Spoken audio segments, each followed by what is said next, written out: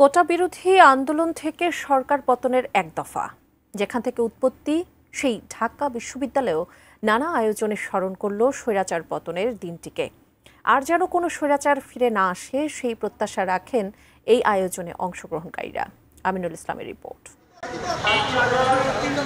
ঠিক এক বছর পরে ঢাকা বিশ্ববিদ্যালয় থেকে এই বর্ণিল র্যালি বের হলো স্বৈরাচার পতনের দিনকে উদযাপন করতে।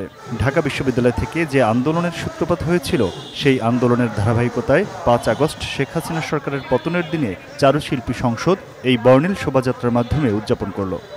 ইতিহাস পরম্পরায় যে গণ অভ্যুত্থানের ঘটনাটা উপজীব্য করে আজকে আসলে র্যালি। এটা বার্তাটা এইটাই, যেন আগামীতে কেউ এরকম স্বৈরাচার না হয়। এই দিনগুলো থেকে আমরা অনুপ্রেরণা নেব, আমরা যাতে ভবিষ্যতে আর নতুন করে কোনো স্বৈরাচার বাংলাদেশে জেঁকে বসতে না পারে, লড়াই করার প্রেরণা হিসেবে আমরা প্রতি বছর এই দিনগুলো পালন করব। দিনটিকে স্মরণ করে ঢাকা বিশ্ববিদ্যালয়ের সাদা দলের শিক্ষকরাও একটি র্যালি বের করেন।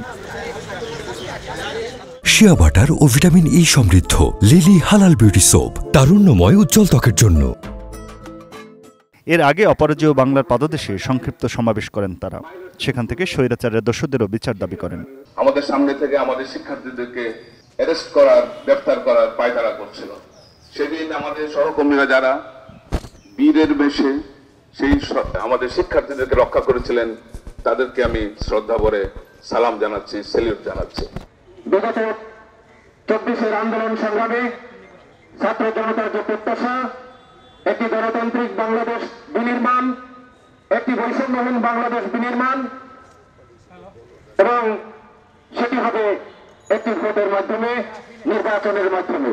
যে অন্যায় দেখতে পাই, যে বৈষম্য দেখতে পাই, সেই বৈষম্য যদি একই রকম হয় তাহলে বলতে হবে ফ্যাসিস্ট হাসিনার যে বৈষম্য, সেই বৈষম্য এক পাত্র থেকে আর এক পাত্রে স্থানান্তরিত হয়েছে। আমরা সেই বৈষম্য চাই না। জুলাই আগস্টের আন্দোলনের সেই দিনগুলোতে ঢাকা বিশ্ববিদ্যালয় থেকে মিছিল নিয়ে জড়ো হওয়া শাহবাগে গড়ে উঠেছে স্মৃতিস্তম্ভ। দিনটিকে স্মরণ করে সেখানেও জড়ো হন অনেকে। Aminul Islam, ATN news, Dhaka.